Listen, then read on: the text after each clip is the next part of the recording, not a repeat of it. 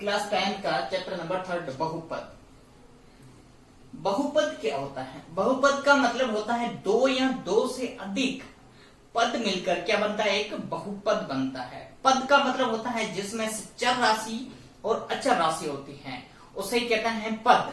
जैसे 4 खुद भी एक पद होता है, 3 भी खुद एक पद होता है, लेकिन 4x 5x 5y 6z ये सारे क्या होते हैं? पद होते हैं। अगर इसमें से ऐसी कंडीशन से कि दो या दो से अधिक पद मिलकर क्या बनेगा? एक बहुपद बनता है। क्या बनता है? बहुपद बनता है। तो अपन देखते हैं कि आगे क्या होता है इसमें से, वो देखें। सबसे पहले आपको पढ़ना है चर राशि। क्या पढ़नी है?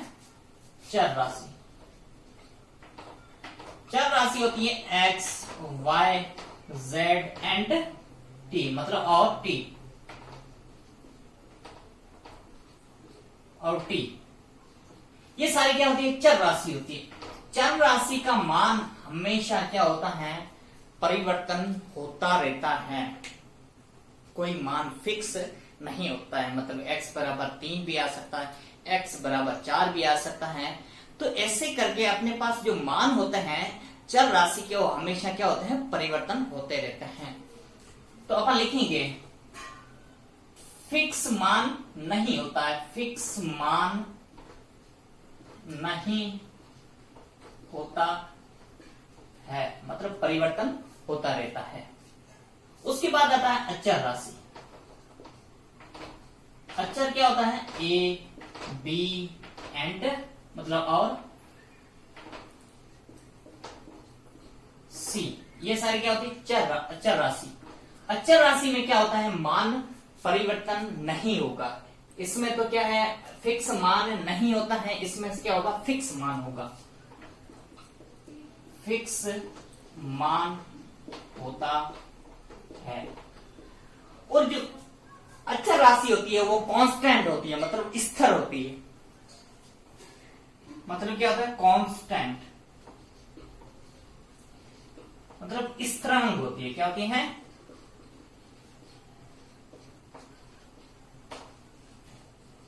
स्थिरांक का मतलब होता है जैसे जितनी भी संख्या होती है, अंक होते हैं, वो सारे क्या होते हैं? ऑल नंबर्स, मतलब सारी संख्याएं जितनी भी होती हैं वो सारे क्या होंगी? इसमें आएंगे अचर राशि। मतलब 1 2 3 -4 -5 ये सारी संख्या क्या आती हैं? इसमें आती है। इसका मतलब अचर का मतलब होता है कि मेरे पास जो पूर्णांक संख्या होती है वो क्या होती है? अचर राशि होती है, कांस्टेंट होती है, मतलब स्थिरांक होती है, कभी भी चेंज नहीं होगा मान इसका। ओनली फॉर फिक्स मान होगा। अगर a बराबर 2 है तो 2 ही रहेगा, वो क्या होता है? 2 ही होता है। ऐसा थोड़ी कहे कि 2 अब 3 बन जाएगा, ऐसा कभी नहीं होता। 2 है तो हमेशा 2 ही रहेगा। तो ये कह रहा है कि फिक्स मान होता है, मतलब कांस्टेंट होता है, कभी परिवर्तन नहीं होता है। परिवर्तन नहीं होता है तो उससे क्या बोलते हैं? अपन संख्या बोलते हैं। मतलब अंक और संख्या दोनों मिलकर क्या बनती है? एक पूर्णांक बनती है। पूर्णांक को क्या बोलते हैं? अचर राशि बोलते हैं। क्लियर है? यहां तक कोई डाउट नहीं है? गुड। अब आता है मेरे पास चर राशि और अचर राशि मिलकर क्या बन गया? बहुपद बन गया। बहुपद बनने के बाद बहुपद के प्रकार क्या लिखेंगे? बहुपद के प्रकार।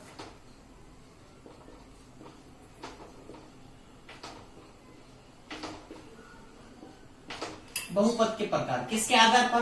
घात के आधार पर, या घातों के आधार पर।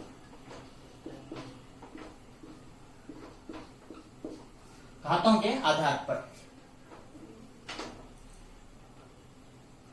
घातों के आधार पर मतलब घात कितनी होगी? 1 भी हो सकती है, 2 भी हो सकती है, 3 भी हो सकती है, 4 भी हो सकती है, 5 भी हो सकती है, लेकिन इसके आधार पर पढ़ते हैं। तो पहले पढ़ते हैं, पहला जो आता है वो रेखिक बहुपद होता है। क्या होता है? रेखिक बहुपद।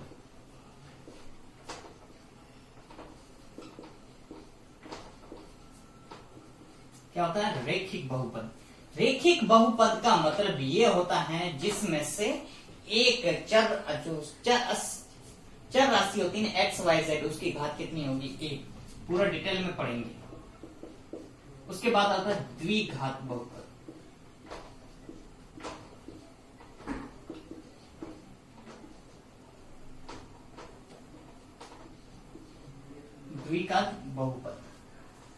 उसके बाद आता है त्रिघात बहुपद, तीसरा नंबर।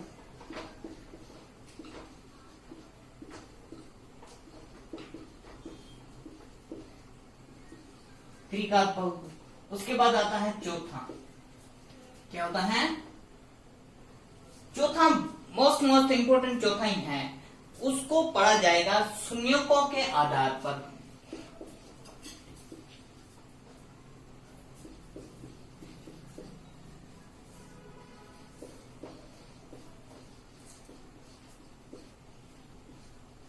आधार पर द्विघात समीकरण, क्या होगा द्विघात।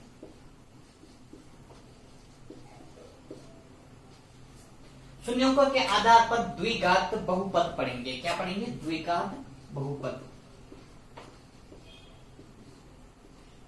हमेशा शून्यों के आधार पर द्विघात ही पढ़ा जाता है, द्विघात बहुपद ही पढ़ा जाता है शून्यों के आधार पर। तो इसमें से अब सारी डिटेल से अपन को पढ़ना पड़ेगा, पहले रैखिक बहुपद, फिर द्विघात बहुपद, फिर त्रिघात बहुपद, उसके बाद शून्यों के आधार पर द्विघात बहुपद। क्लियर? इसमें पहला ऑप्शन क्या आता है रैखिक बहुपद।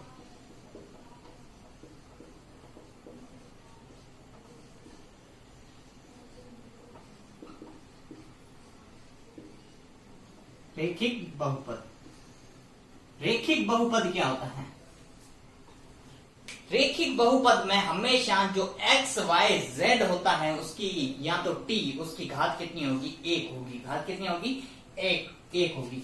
जैसे ax प्लस में b, अब इसमें घात कितनी है एक, इसकी जगह पर अपन उदाहरण भी ले सकते हैं जैसे 4x की घात 1 प्लस में 3 या 4y प्लस में 2y की घात 1।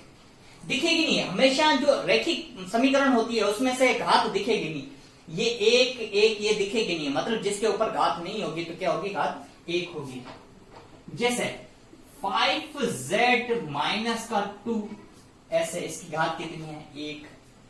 फिर और लिखें 7t माइनस का 3, इसकी घात भी एक है। ये सारे क्या होता है? तो आपने पढ़ा है रैखिक बहुपद, रैखिक बहुपद में 7t की पावर 1 माइनस का 3, ये तो होता है रैखिक बहुपद। अब पढ़ेंगे अपन, नेक्स्ट आता है द्विघात बहुपद। दूसरा क्या आता है द्विघात बहुपद।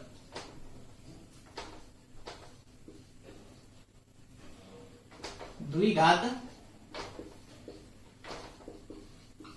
बहुपद, अब द्विघात बहुपद में क्या होता है जिसमें से x या y या t या z इसकी घात कितनी होगी 2 होगी, वो क्या होता है द्विघात बहुपद।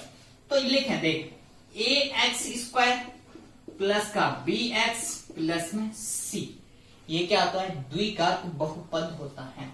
फॉर एग्जांपल लेकर देखें 4x स्क्वायर प्लस में 4x और प्लस में 3, ये क्या होता है द्विघात बहुपद के लिए होता है उदाहरण। अगर चाहो तो ऐसे भी ले सकते हैं 4x स्क्वायर प्लस में 8, ये भी ले सकते हैं द्विघात बहुपद। या x y z की घात कितनी होगी 2 होगी, वो क्या होता है द्विघात बहुपद होता है। क्लियर है यहां तक? और तीसरा देखें, तीसरा आता है त्रिघात बहुपद। त्रिघात बहुपद, त्रिघात बहुपद। अब त्रिघात बहुपद में क्या होता है 3 घातें होगी, जिसमें क्या होगी x y z की घात कितनी होगी 3 होगी। तो देखें ax की पावर 3 घात 3 प्लस में bx की घात 2 प्लस में cx प्लस में d। देखो तो घात अधिक से अधिक घात कितनी होगी 3 होगी, अधिक से अधिक घात कितनी होगी 3। ऐसा नहीं कि अगर 4 आ गई तो वो त्रिघात बहुपद, लेकिन ये गलत है। अधिक से अधिक घात देखनी है कि अधिक से अधिक घात 3 है तो वो क्या होगा त्रिघात बहुपद होगा। क्लियर है? यहां तक कोई डाउट नहीं है? Okay good. अब आता है चौथा, मोस्ट इंपोर्टेंट है, शून्यकों के आधार पर द्विघात बहुपद। मतलब शून्यकों की जांच की जाती है द्विघात बहुपद में ही की जाती है, और कोई उदाहरण इसका नहीं बनता है। तो अभी पढ़ेंगे शून्यकों के आधार पर द्विघात बहुपद। यहां तक क्लियर है, कोई डाउट नहीं है? देखें,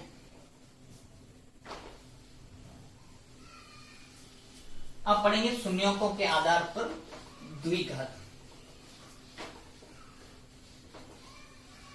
समझ लें डिटेल से, अच्छे से। फोर्थ पॉइंट मोस्ट इंपोर्टेंट, पूरे चैप्टर में काम आने वाला आपको। द्विघात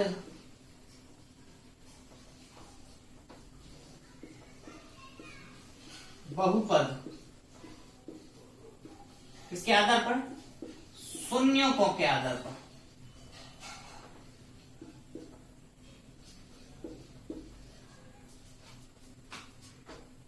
आधार पर शून्यकों के आधार पर।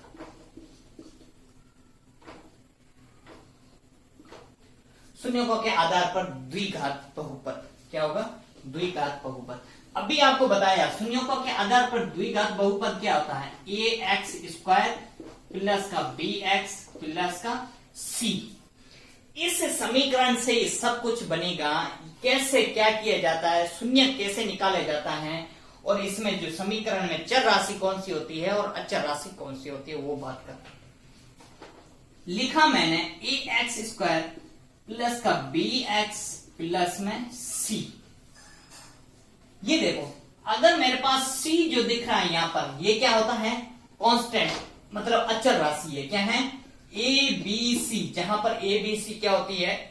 अचर राशि होती है। क्या होती है? अचर राशि। क्लियर है? कोई डाउट नहीं है यहां तक? अब देखो, एक्स स्क्वायर का गुणांक क्या होता है? ए होता है। क्या होता है? एक्स स्क्वायर का गुणांक क्या होता है?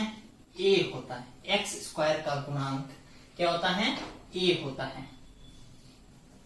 उसके बाद आता है बी, मीन एक्स का गुणांक। किसका होगा? एक्स का गुणांक। एक्स का गुणांक क्या होता है? बी। और लास्ट में आता है कांस्टेंट, मीन अचर। अचर खुद अकेला ही होता है। क्या है वो? सी। इस तीनों के आधार पर पूरा शून्याक निकालेंगे। क्या निकालेंगे? शून्याक निकालेंगे। अब पहले तो होता है शून्यकों का योगफल, उसके बाद होता है शून्यकों का गुणनफल। पहला होता है, पहला पॉइंट देखो, आपको पहले क्या करना है? एक्स स्क्वायर का गुणांक लिखना है ए, एक्स का गुणांक क्या लिखना है? बी। अचर राशि क्या है? सी है या नहीं? देखो, एक्स स्क्वायर का गुणांक क्या होगा? ए, एक्स का गुणांक क्या होगा? बी, और सी क्या है? एक अचर। नेक्स्ट पढ़ेंगे शून्यकों का योगफल।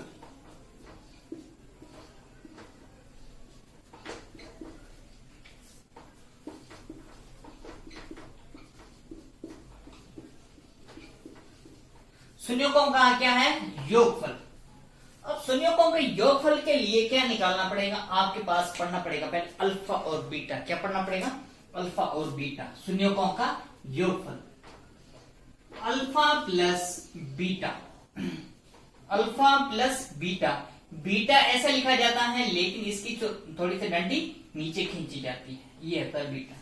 वो होता है बराबर माइनस का बी बटा ए। माइनस का बी बटा ए। अब बी क्या होता है? बी होता है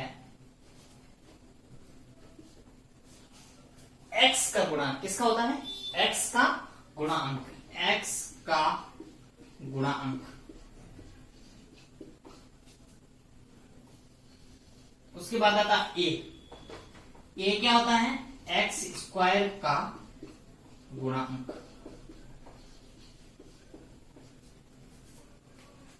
आई होप सो आपको पूरा क्लियर वीडियो समझ में आ रहा है। लेकिन देखें, आपको तब समझ में आएगा, पूरा एक बार वीडियो आपको देखना पड़ेगा, तब जाके समझ में आएगा अच्छे से। इसलिए कह रहा हूं पूरा पूरा वीडियो देखें अच्छे से, तब जाके समझ आए। सेकंड पॉइंट,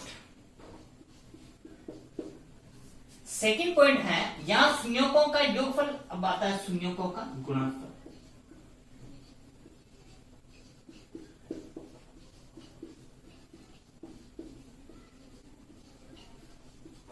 शून्यकों का गुणनफल ये क्या होता है वो देखिए। शून्य कौन से हैं? Alpha plus beta. अब क्या आएगा? अल्फा गुणा बीटा बराबर सी बटा ए। सी क्या बनता है? तो देखें, सी होता है अचर राशि। क्या होती है? अचर। और जो ए होता है वो तो पता ही है आपको, एक्स स्क्वायर का गुणा।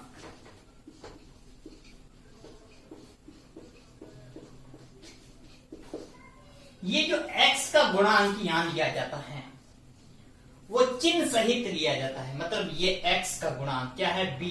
b के आगे प्लस हो या माइनस हो साथ में लेना पड़ेगा और ब्रैकेट के अंदर लिखना पड़ेगा। मीन चिन्ह के साथ लिया जाता है। किसके साथ? चिन्ह के साथ, चिन्ह के साथ लिया जाता है। कोई डाउट यहां तक? आई होप सो आपको पूरा वीडियो समझ में आ रहा है, क्लियर है। ये बातें आपको क्लियर याद होने चाहिए। इसके अकॉर्डिंग आज अपन एक्सरसाइज 3.1 स्टार्ट करेंगे। क्लियर है? यहां तक कोई डाउट नहीं है? ओके, आई होप सो आपको पूरा वीडियो समझ में आना चाहिए। ओके,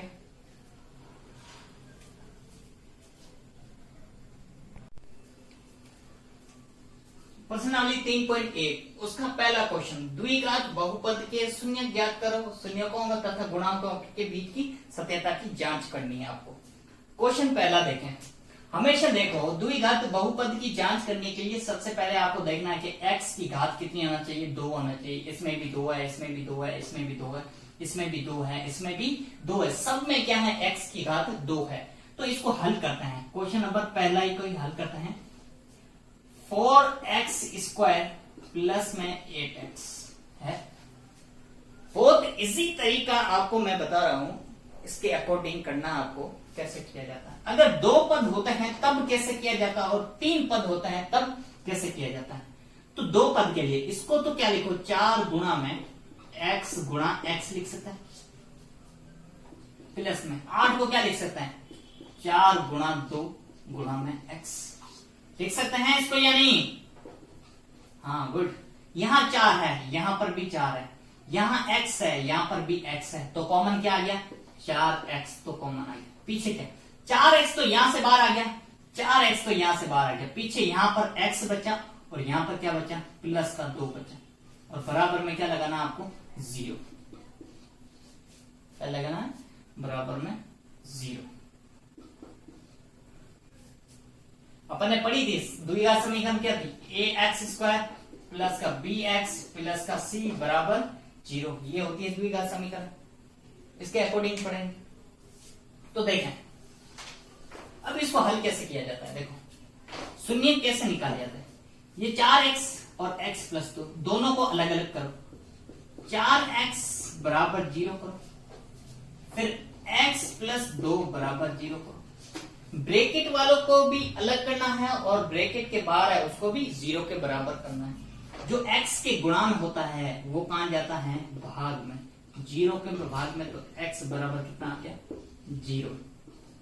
क्या आ गया? 0। इसको सोल्व करो। 2 प्लस का उधर जाएगा तो किसका हो जाएगा? माइनस का। तो x बराबर कितना आ गया? 2 आ गया। आया नहीं? ये जो पहला होता है वो अल्फा होता है, ये क्या होता है? बीटा। आपकी इच्छा है, जिसको मानो, इसको अल्फा मानो, इसको बीटा मानो, या बीटा मानो या अल्फा मानो, आपकी इच्छा। मैंने माना इसको अल्फा। क्या माना इसको? अल्फा। और इसको माना बीटा। मान लिया ये अल्फा। अब पूरी इक्वेशन को हल करने से पहले आपको इस इक्वेशन को यहां लिखना। अब लिखेंगे अपन इस इक्वेशन पूरी को 4x स्क्वायर प्लस का 8x यहां लिखा। अब इसमें आपको पहले बताया था x स्क्वायर का गुणांक क्या होता है? a होता है। क्या होता है? एक्स स्क्वायर का गुणक, आपको पहले भी बता चुका हूं मैं, एक्स स्क्वायर का गुणक हमेशा क्या होता है, ए होता है। तो ए बराबर कितना आ गया, 4। बी क्या होता है बताएं जल्दी, एक्स का गुणांक होता है, क्या होता है, एक्स का गुणांक, यहां थोड़ा लिखें दूर दूर, 4। और बी क्या होता है, एक्स का गुणांक, मतलब जो साथ में होता है वही साथ में लेते हैं। अगर ये प्लस का है तो प्लस का 8 साथ में लिया जाता है। एक्स का गुणांक प्लस का 8, एक्स स्क्वायर प्लस का 4 है। और अल्फा बराबर कितना आ गया, पहले 0, और बीटा बराबर कितना आ गया, माइनस का 2 है या नहीं है। अब सत्यता की जांच करनी है, क्या करनी है, सत्यता की जांच करनी है। तो जांच करने के लिए आपको मैंने 2 फॉर्मूले बताए हुए, शून्यकों का योगफल और शून्यकों का गुणनफल। अब क्या की जाती है, जांच। जांच कैसे किया जाती है, पहले तो आप लिखो शून्यकों का योगफल, जांच कर रहे हैं अभी, शून्यकों का योगफल मतलब अल्फा प्लस बीटा बराबर क्या होता है, माइनस का बी बटा ए। यहां पर अल्फा, अल्फा कितना 0, तो बीटा कितना माइनस का 2। अल्फा की जगह पे 0 और प्लस और माइनस क्या हो जाएगा, माइनस का 2 बराबर। देखो मैंने कहा था जो बी साथ में लिया जाता है वो चिन्ह के साथ लिया है, यहाँ प्लस का है या माइनस, प्लस माइनस क्या हो जाएगा, माइनस, क्या कितना बनेगा, माइनस का 8। ए बराबर कितना है, ए बराबर कितना है 4, यहां लिखा 4। तो देखो 0 में से 2 जा सकते हैं क्या, नहीं जा सकते हैं। तो इसको मैं क्या लिख सकता हूं, माइनस का 2। 8 में 4 का भाग कितनी बार, 2 बार, वो माइनस का ऊपर लगा हुआ है। देखो दोनों ही क्या आ रहे हैं, बराबर। सत्यता की जांच यही कहती है कि दोनों ही पक्ष क्या आना चाहिए, बराबर। यहां पर भी -2 है तो यहां पर भी माइनस। देखो 0 माइनस 2, माइनस का 2 है। 8 में 4 का भाग कितनी बार, 2 बार, माइनस ऊपर लगा हुआ था तो माइनस अपन ने लगाया। यहां तक के लिए कोई डाउट नहीं है, यहां तक के लिए कोई डाउट नहीं है। -2 बराबर में -2, ये दोनों क्या आ जाएंगे, बराबर आ जाएंगे। देखो पहले तो अपन ने निकाला क्या, जांच करने के लिए सबसे पहले निकाला शून्यों का योगफल, उसके बाद अगला आप निकालेंगे शून्यों का गुणनफल। शून्यों का योगफल और शून्यों का गुणनफल। गुणनफल में क्या होता है, अल्फा गुणा बीटा बराबर सी बटा ए, ये होता है अल्फा गुणा बीटा बराबर सी बटा ए। और अल्फा क्या है, यहां पर alpha equal to 0, value put करें, अल्फा क्या है 0, मल्टीप्लाई में बीटा क्या है -2 बराबर में सी कितना है, यहां पर सी देखो यहां पर कुछ भी नहीं लगा हुआ, इसलिए क्या लगाएंगे, सी इक्वल टू 0 लगाएंगे, क्योंकि यहां पर अपने पास क्वेश्चन के अंदर सी है ही नहीं। तो सी की जगह पर क्या आएगा, 0 आएगा। 0 अपन में ए की जगह पर ए बराबर कितना है 4। तो दोनों को मिलाकर लिखेंगे अपन, 0 का गुणा -2 से करेंगे तो क्या आएगा 0। 0 में 4 का भाग देंगे तो कितना आएगा 0। दोनों क्या आ जाएंगे बराबर। हमेशा याद रखना है कि दोनों पक्ष यहां पर और यहां पर दोनों क्या आना चाहिए, बराबर। ये भी दोनों बराबर तो ये भी दोनों बराबर आना चाहिए। ये होता है पहला क्वेश्चन, आपका प्रश्नावली 3.1 का पहला क्वेश्चन कंप्लीट हो गया। अब पढ़ेंगे दूसरा question, next question 4x² - 4x plus में 1। नेक्स्ट क्वेश्चन पढ़ते हैं। यहां तक क्लियर, कोई डाउट नहीं है, पूरा समझ में आ गया। ओके, क्वेश्चन नंबर दूसरा।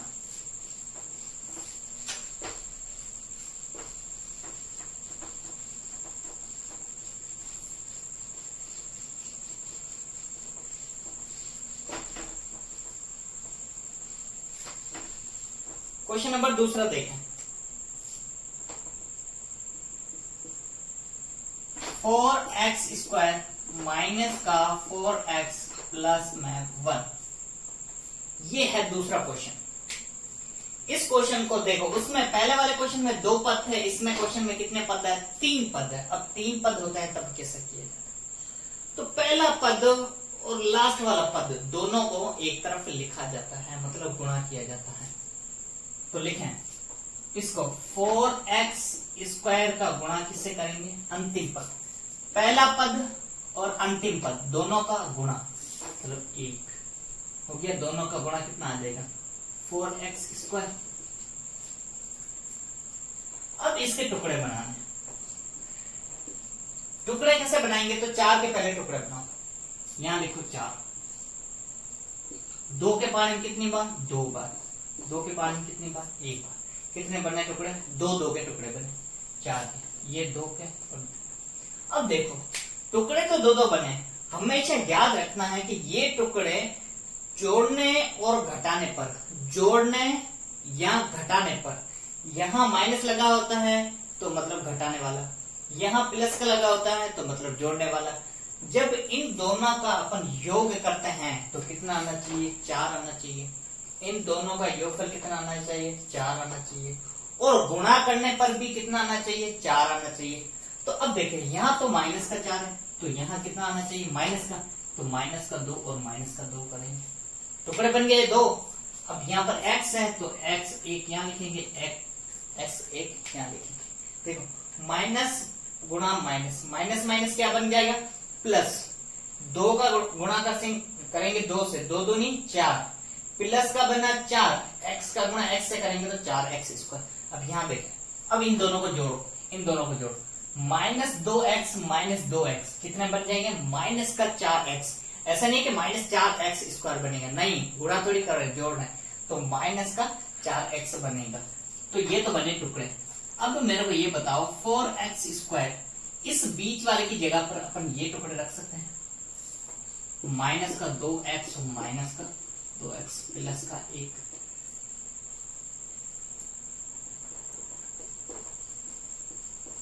हल निकाल। अब देखें इसमें कॉमन क्या आ रहा है? यहाँ 4x² है, यहाँ 2x², तो इसको क्या लिखूंगा? 2 गुणा में x और गुणा में 2x लिख सकता हूं, यानी माइनस का 2x और माइनस का 2x प्लस का 1। 2x यहां पर दिख रहा है और 2x यहां पर, तो 2x कॉमन ले लो। 2x एक बार आ गया, पीछे 1 2x बचेगा, इक्वल टू में क्या लगाना है? 0। यहाँ 2x बचेगा, 2x बाहर आ गया, पीछे क्या बचा? 2x। यहाँ 2x पूरा बाहर आ गया तो माइनस का 1 बचेगा। मतलब वापस गुणा करने पर भी वही आना चाहिए। देखो 2x का गुणा इससे करेंगे तो 2x गुणा में 2x आएगा, फिर 2x का 1 से गुणा करेंगे तो 2x आएगा। अब यहाँ पर कॉमन क्या आएगा? यहाँ पर कुछ भी नहीं है, कुछ भी नहीं होता है तो मतलब मेरे को ऐसा पद बनाना है, तो कॉमन क्या? तो यहाँ 2 है, यहाँ 2 है क्या? यहाँ x है, यहाँ x है क्या? नहीं है, कुछ भी नहीं होता है तो -1 कॉमन आता है। क्या आता है? 1 आता है। अब देखो यहाँ मेरे को प्लस की जगह पर क्या बनाना है? माइनस, क्योंकि यहाँ माइनस है तो यहाँ पर भी क्या बनाना पड़ेगा? माइनस। तो माइनस मैंने कॉमन ले लिया, ये आ गया माइनस। माइनस जो कॉमन लेते हैं उसको देखो, माइनस गुणा माइनस क्या बन जाएगा? प्लस। मीन 2x किसका हो जाएगा? प्लस। फिर माइनस गुणा प्लस क्या बन जाएगा? माइनस का 1 बराबर में 0। कोई डाउट यहाँ तक? अब दोनों ब्रैकेट वाले क्या है? सेम है, दोनों को कॉमन ले लो। 2x माइनस का 1, यहाँ 2x बचा हुआ, यहाँ -1 बचा हुआ, 2x माइनस 1 बराबर में क्या बचेगा? 0। रीजन क्या है इसका? देख 2x माइनस 1 ब्रैकेट दोनों सेम, इसलिए कॉमन लिया तो बाहर आ गया, पूरा बाहर, ये भी बाहर आया, ये भी बाहर आया, पीछे क्या बचा? 2x माइनस 1 बराबर 0। अब इन दोनों को क्या करना है? 0 के बराबर। 2x माइनस 1 बराबर 0 करना है, 2x माइनस 1 बराबर 0। x यहाँ 1 को उधर भेजो,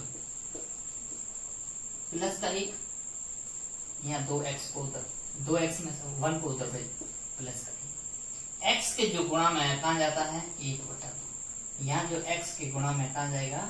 1/2 बन जाएगा। कोई डाउट यहाँ तक? तो ये तो हो गया अल्फा और ये हो गया beta. According to question, question के अकॉर्डिंग किया जाता है, तो कैसे किया जाता है वो देखें। अब क्वेश्चन के अकॉर्डिंग यह क्वेश्चन क्या है, 4x² माइनस का 4x प्लस में 1, 4x² माइनस का 4x प्लस का 1 according to question. According to question के मतलब प्रश्न अनुसार। तो यहां पर a बराबर मेरे पास क्या होगा, 4 होगा, b बराबर माइनस का 4 होगा, c बराबर 1 होगा या नहीं होगा, c बराबर 1 प्लस का, यहाँ अल्फा बराबर 1/2 और बीटा बराबर 1/2। सारी संख्या दी गई है, देखो मान वैल्यू दी गई है। आपको क्या करना है, शून्यों का योगफल और शून्यों का गुणनफल ज्ञात करना है। शून्यों का पहला पॉइंट है शून्यों का योगफल।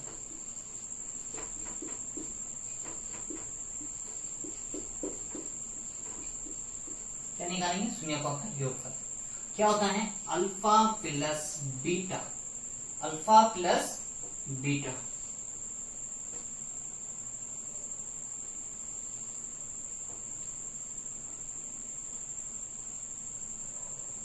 बराबर में माइनस बी बटा ए। ये होता है alpha plus beta. Alpha plus beta आपके पास क्वेश्चन के शून्यों का योगफल क्या होता है, alpha plus beta minus B बटा ए।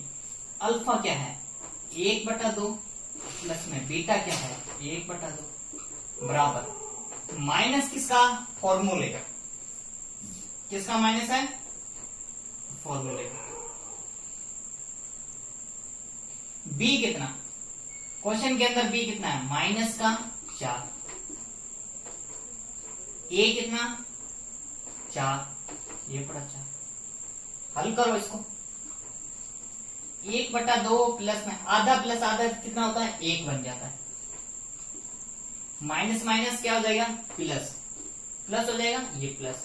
4 में 4 का भाग कितनी बार, 1 बार जाता है, तो ये हो गया 1। दोनों क्या आ जाएंगे बराबर। देखो आधा प्लस आधा कितना हो गया 1, 4 में 4 का भाग कितनी बार, 1 बार, और माइनस माइनस क्या बन जाएगा, प्लस का, बराबर आ गए दोनों। अब निकालने दूसरा पॉइंट, शून्यों का गुणनफल क्या होगा, अल्फा गुणा बीटा बराबर c बटा ए। c यहां पर कितना 1, अल्फा गुणा बीटा कितना 1/2 गुणा में 1/2 बराबर में c कितना 1, a कितना 4। देखो ये वैल्यू जो निकाली वही रख रहे हैं इसमें वैल्यू। 2 का गुणा 2 से, ऊपर का ऊपर से, नीचे का नीचे से, 1/4 बराबर 1/4। दोनों क्या आ जाएंगे बराबर। आई होप सो आपको पूरा वीडियो क्लियर समझ में आया होगा। ओके, कोई डाउट नहीं है यहाँ तक। सेकंड क्वेश्चन भी कंप्लीट हो गया, थर्ड क्वेश्चन इसके बाद करते हैं।